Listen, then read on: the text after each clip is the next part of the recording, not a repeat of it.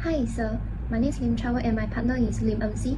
Today we are going to present our case study. Title is Elderly Activity Monitor for Independence Living.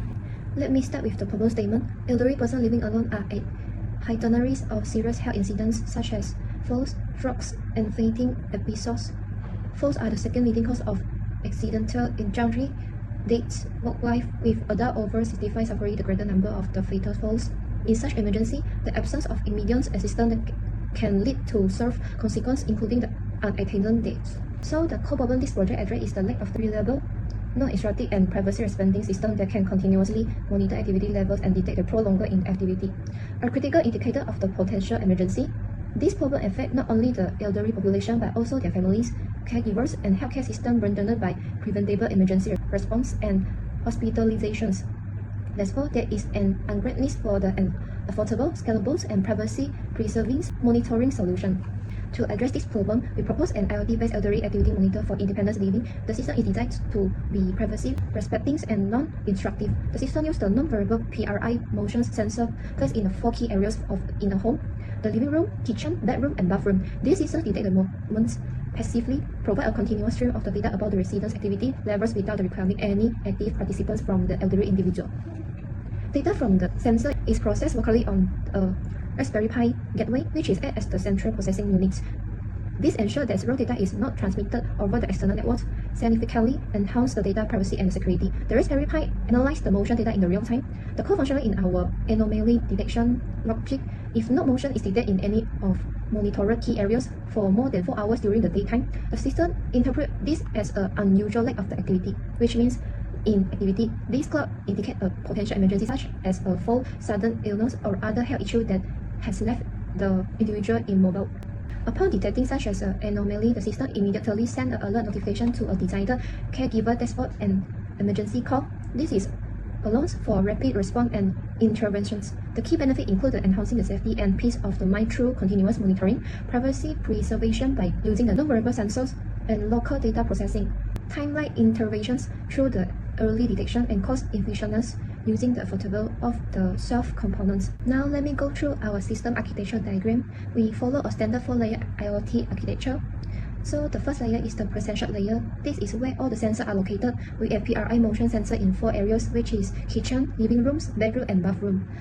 We have a TIT6223 temperature and humidity sensor, a rest switch for door monitoring, and 2 microcontroller MCU that collect and pre-process the data. We also have a buzzer for local audible alerts. We have MCU1 handle sensor in the living room and kitchen area. MCU2 handles sensor in the bedroom and bathroom. The second layer is the network layer. This handles the communication between the device. We have an MQTT broker running on the Raspberry Pi, a Wi-Fi router, and GPIO connection for wired sensor communication. Data is transmitted using the MQTT protocol over the Wi-Fi. Data flow from the MCUs to the Wi-Fi router, then to the MQTT broker on the Raspberry Pi using the Mosquito implementation. The Raspberry Pi serves as the central message broker for the entire system. The third layer is the processing or cloud layer. This includes ThinkSpeed for cloud storage and LSTM network model subscribe to motion data for temporal analysis. When prolonged inactivity is detected, an alert is generated. All data is also sent to the ThinkSpeed cloud storage for long-term threat analysis and historical review. Final layer is application layer. This is where users interact with the system. We have a Node-RED dashboard display the real-time activity, and the alert interface sends the emergency notification to the caregivers and emergency call for emergency service. For the implementation of this case study, we choose the simulation tools using the Cisco Packet Tracer. It provides several key features that support our case study. It has a built-in IoT device library with motion sensors, microcontrollers, and actuators that match our requirement. We can configure custom logic such as the no motion for more than 4 hours rules. It is a visual network design, support drag and drop environments, allow rapid topology design and immediate visualization of device interconnections. It also allows the interactive simulation suitable for live proof and concept demonstration. One of the main advantages is that no physical hardware is required, making it cost-effective and accessible. Here is our bill of material tables listing the component requirement of this system. We have 4 HCSR500-01 PRI motion sensor for detecting movement in the living room, kitchen, bedroom, and the bathroom. We have 1 DHT22 temperature for the humidity sensor for the environment monitoring. We have 1 MC38 magnetic red switch for the door status detection. We also have 1 buzzer for the local edible alert and 2 microcontrollers for the data acquisition. For processing, we have a Raspberry Pi 5 with the 2 GB RAM as our central gateway and 32 GB micro SD card for storage and a USB-C power supply. For prototyping, we have jumper wires and a breadboard. For simulation, we're using the packet tracer, so these components are available virtually using the software as our simulation. Now we move to the data flow diagram for our system. The system uses 4 PRI motion sensors placed in 4 areas: living room, kitchen, bedroom, and the bathroom. We also have a temperature and a humidity sensor here, and a door sensor to detect if the door is open or closed, whether the elderly is left home or returned home. If the door is open long time, it may be the elderly left but haven't returned home. And here we have a buzzer for local audible alert. So the data flow begins with the sensor collecting the data, and the MCU1 will handle the sensor in the living room and the kitchen area, while the MCU2 is handle sensor in the bedroom and the bathroom area. The sensor is connected to their respective MCU via using Wi-Fi. The data is then pre-processed by each MCUs, including the noise filtering, analog to digital conversions, and the packaging into structured message. The MCU transmit the data wirelessly to the Wi-Fi router using the MQTT protocol. Each MCU publishes the data to their specific area. The Wi-Fi router forward all incoming MQTT message to the MQTT broker running on the Raspberry Pi. The broker retrieves the message from the burnt MCUs, aggregates the data stream, and route them to all subscribed clients. The LSTM network models subscribe to the motion data for temporary analysis. When no motion is detected for more than 4 hours, an alert is generated and sent back to the Raspberry Pi.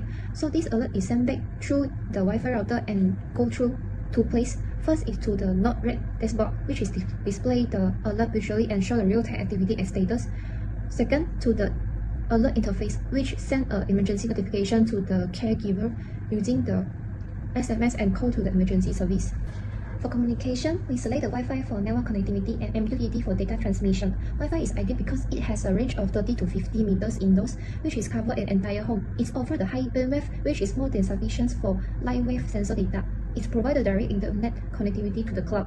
It also leverages existing home infrastructure, eliminating the needs for the additional hardware. MQTT is ideal because it is lightweight with the minimal 2 byte headers, reducing the network overheat. It uses a public subscribe architecture, then decouples sensor from the processing logic, make the system scalable. It supports the quality of service level to quarantine message deliver for the critical alerts, and it is supported by the major IoT platform, including the ThinkSpeed. So that's all for Part 1 project proposal and system architecture, and Part 2 detailed system design. Now I pass to my team member Lee MC to present Shipan. Hello everyone, my name is Lee MC. I will now present our elderly activity monitor system, comparing both the implementation and a live demonstration. Now let me play the demonstration video for our system in action. Our system is Cisco packet tracer. Now MCU1 control kitchen and living room, MCU2 control bedroom and bathroom. Now it's no motion, timer counting out. I trigger the living room motion. You can see the time to stop and the standard trigger 5 times. Now the MCU is work. Now I come to the bedroom motion. You can see the same action, time reset, and 5 times standard. So MCU2 can send the data to MCU1. Now I open the smartphone, the web browser. You can see the same data. So this is the live. Now I stop. You can the second to 30. You can see the alarm.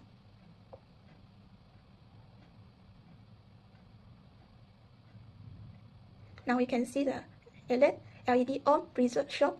Now I press the door button. You can see this. Can see the elderly is outside, so data is stolen. Now I trigger the living room motion.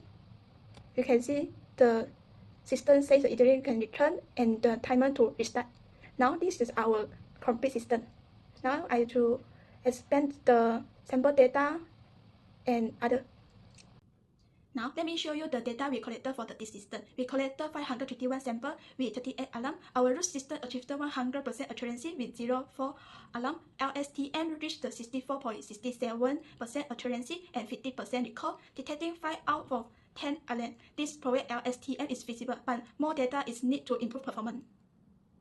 Now, let me talk about what this data support, decision making, and our filter detection. The system trigger local alarm and phone notification, treat analyst health total access health over time. Reverse challenges, PIR sensor can detect fail, PT, lens, MQTT, and HTTP, and our dataset is small. For the future, we plan a real hardware, more data to improve LSTM, and HUREF sensor to make the system more comprehensive. Now, in summary, we built a dual MCU system with 100% accuracy and 0 fault alarm, covering 4 zones with 30-second tweet search. LSTM is visible, the smartphone dashboard works without any app, and the system is affordable, modular, and privacy safe. Now, this is our presentation. Thank you for your listening.